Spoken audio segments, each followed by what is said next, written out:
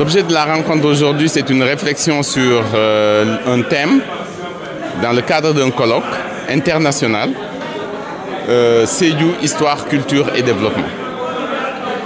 Donc c'est de réfléchir un peu sur les fondements historiques de Sédhiou, ses populations, son peuplement et les activités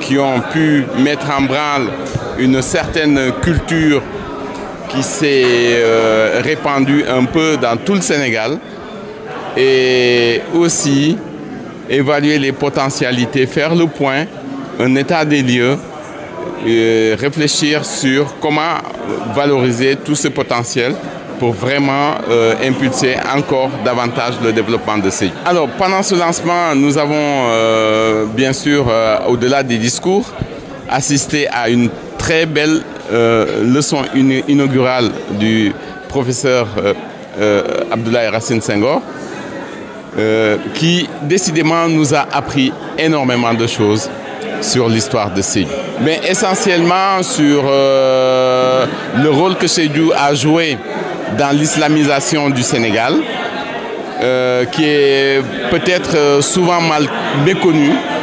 Comme il l'a dit, on pense souvent que l'islamisation du Sénégal est partie du nord pour descendre vers le sud, alors que cela n'est pas tout à fait vrai.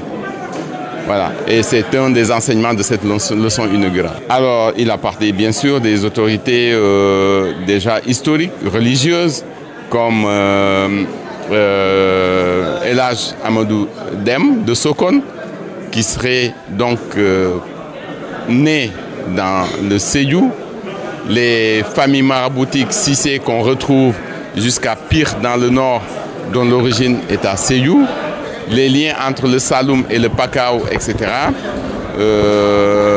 Les personnalités contemporaines comme les professeurs Hassan Sek, le général Idrissa Fall, Faye Gassama, etc. Il nous a fait vraiment revisiter l'histoire des grandes figures de Sédhiou. Connaître l'histoire, son histoire, c'est très très important. Parce qu'une conscience de soi permet d'avoir de la confiance en soi. Et ceci, c'est très très important pour la jeunesse. Donc je pense que ceci est vraiment un des objectifs recherchés de ce colloque.